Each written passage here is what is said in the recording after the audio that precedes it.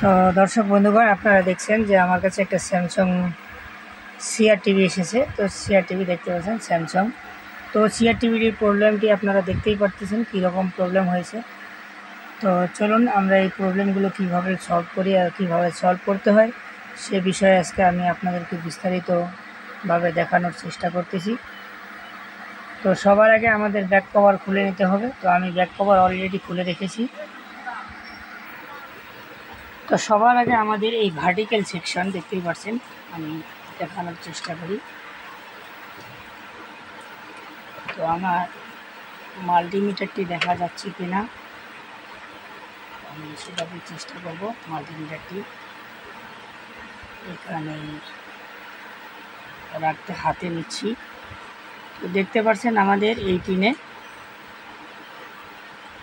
15 voltage, ঠিক এখানেও 14.5।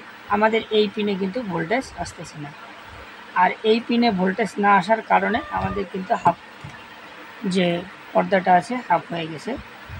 তো চলুন আমরা এটার জন্য কি দেখব, আমাদের এই পিনটার কানেকশনটা কত দিকে আছে, কোথা থেকে এই ভোল্টেজটা আপ অ্যান্ড ডাউন করছে। তো আপনারা দেখছেন যে এই ডায়োড হয়েই কিন্তু আমাদের এই পিনে ভোল্টেজটা গেছে। তো ডায়োডের এই পিনে এই পারে কিন্তু আমাদের ভোল্টেজ রয়েছে, এই পারে কিন্তু আমাদের কোনো ভোল্টেজ নাই, জিরো ভোল্টেজ হয়ে আছে। তো আমরা এই ডায়োডটা ঠিক আছে কিনা সেটা দেখব আগে। সেটা দেখার জন্য আমরা সাপ্লাই লাইন অফ করব। আর আমাদের যে মাল্টিমিটার আছে আমরা এখানে ডিপ পজিশনে লাগাবো, দেখতে পাচ্ছেন ডিপ করছে। তো আমরা এটাকে মাপে দেখব যে আমাদের এটা ঠিক আছে কিনা।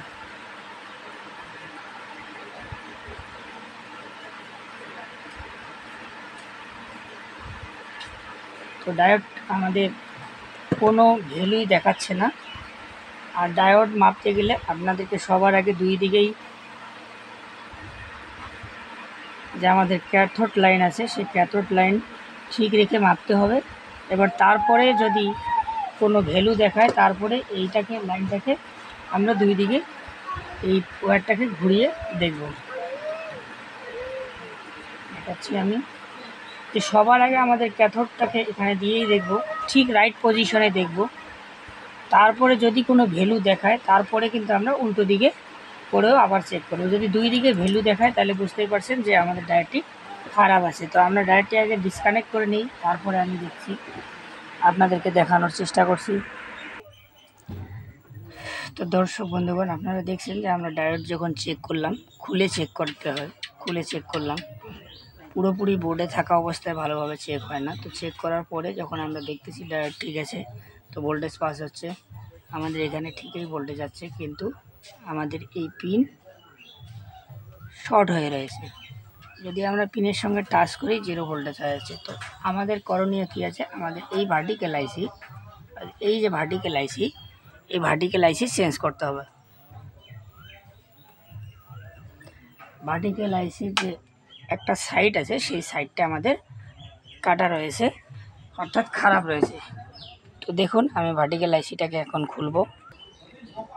তো আপনাদেরকে আমি ভার্টিক্যাল আইসির পিকচার দেখাচ্ছি, দেখতেই পাচ্ছেন। আমি জুম করে এর নাম্বারটি দেখানোর চেষ্টা করি, দেখতে পাচ্ছেন 78045, 78045। তো আমাদের এই ভার্টিক্যাল আইসিটি এখন লাগাতে হবে। এই জন্য আমি আমাদের এই রিপ্লেসমেন্ট ভার্টিক্যাল আইসি এখন আমাদের লাগাতে হবে। এখানে আমরা 78045 লাগালেও চলবে, অথবা 78040 লাগাবো।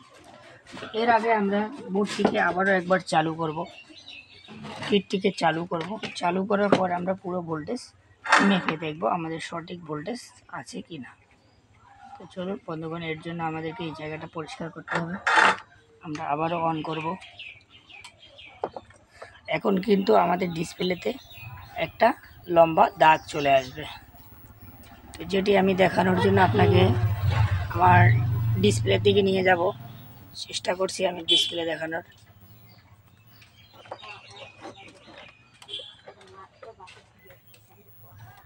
তো দেখতে পাচ্ছেন আপনারা একটা ছোট্ট আকারে দাগ আসতেছে। শিশার মধ্যে দেখানোর চেষ্টা করতেছি। তো এটা কিন্তু আমাদের ভার্টিক্যাল আইসির কারণে হচ্ছে। তো আমাদের এখন ভার্টিক্যাল আইসি রিপ্লেসমেন্ট করার জন্য আমরা আবারও একবার চালু করব এবং ভোল্টেজগুলো আমাদের ঠিক আছে কিনা দেখে নেব।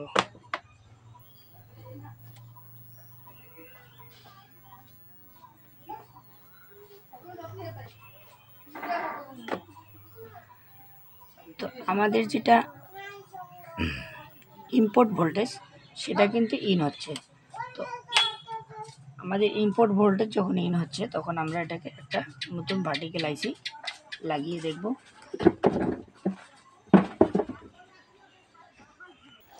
তো বন্ধু আপনারা দেখতে পাচ্ছেন যে আমাদের কাজ সাকসেসফুল হয়েছে। আমি আপনাদেরকে দেখাই, এই যে ভার্টিক্যাল আইসি আর এই যে আমাদের ডায়োডটি দেখতে পাচ্ছেন, ডায়োড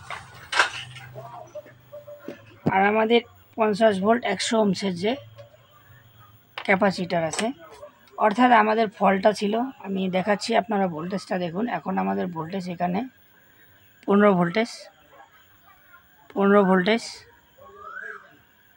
15 ভোল্টেজ অর্থাৎ 14.6। তো 15 ভোল্টেজের আশপাশ। আমি আপনাদেরকে আমাদের পিকচার দেখাবো।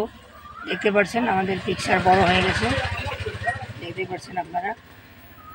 তো অবশ্যই আপনারা এই সমস্ত কাজের নতুন নতুন আপডেট পেতে গেলে অবশ্যই আমার ভিডিওকে সাবস্ক্রাইব করে অল নোটিফিকেশান বেল অন করে দিবেন। তো আপনারা প্রত্যেকটি কাজের নতুন নতুন আপডেট পেয়ে যাবেন। তো বন্ধুরা দেখতেছেন আমাদের ভোল্টেজটা ইন হচ্ছে এখান থেকে, এটা হলো আমাদের ডায়োড। তো আমাদের এখান থেকে 15 ভোল্টেজ আছে, কিন্তু সামনের দিকে গিয়ে সেই ভোল্টেজটা ড্রপ হয়ে যেত। তো ভোল্টেজটা ড্রপ হয়ে যেত। তো আমরা ভার্টিক্যাল আইসিটাকে খুলে দেখব তারপরে ভোল্টেজটা ড্রপ হয় কি না। তো সবার আগে আমরা ডায়োডটাকেই দেখেছি। তো ডায়োডটা খারাপ ছিল, ডায়োডটা ভিতরে শর্ট ছিল, মিটারে ওকে দেখাতো কিন্তু কাজের কাজ হতো না। তো আমরা সেখানে একটা নতুন ডায়োড লাগিয়ে দিলাম। তারপর আমরা নতুন ডায়োড লাগিয়ে এই ভার্টিক্যাল আইসিটাকে পুরো খুলে দেব। খুলে দেওয়ার পরে যদি আমাদের ভোল্টেজ ড্রপ দেখায়, কিছু আশপাশ কম বেশি দেখায়, তো আমাদের যে এই ক্যাপাসিটারটি আছে ক্যাপাসিটারটি চেঞ্জ করে দেব। দেওয়ার পরে আমাদের এখানে যখন পুরো ভোল্টেজ অ্যাকুরেট দেখাবে তো আমরা ভার্টিক্যাল আইসি লাগিয়ে দেব। তো আমাদের এই ধরনের যে সমস্যাগুলো, ভার্টিক্যাল হাফ হওয়া বা ভার্টিক্যাল পুরো আসতেছে না, ঝিরি আসতেছে, তো দেখবেন যে এখানে যে ক্যাপাসিটারগুলো আছে ভার্টিক্যাল সেকশনের যে কম্পোনেন্ট ক্যাপাসিটার 25 ভোল্ট 50 ভোল্ট এর আশপাশে যে ক্যাপাসিটারগুলো থাকে, এই ক্যাপাসিটারগুলো চেঞ্জ করলে এই সমস্যাটি অবশ্যই সলভ হয়ে যাবে। তো আপনারা দেখছেন যে আমাদের এটা হাফ পর্দা আসতো এবং উপরের অংশটা ঝিরি আসতো। তো আমি আপনাদেরকে পুরো অংশটাই দেখানোর চেষ্টা করলাম। তো আমি এতক্ষণ থেকে আপনাদেরকে আমার কাজ করার গ্লাসের মধ্যে দেখিয়েছিলাম। এখন আপনারা অলরেডি টিভির মধ্যে দেখতে পাচ্ছেন যে আমাদের পুরো পর্দা এসে গেছে। তো বন্ধুরা আজ এ পর্যন্তই, আবারও নতুন ভিডিও নিয়ে আসবো আমি পরবর্তী সময়ে। তো ততক্ষণ পর্যন্ত আপনারা সুস্থ থাকবেন এবং ভালো থাকবেন। আর আমার ভিডিও দেখে যদি আপনাদের মনে হয় যে শেখার মতো কিছু এখানে পাওয়া যাবে, তো অবশ্যই সাবস্ক্রাইব করে দিতে ভুলবেন না। জয় হিন্দ।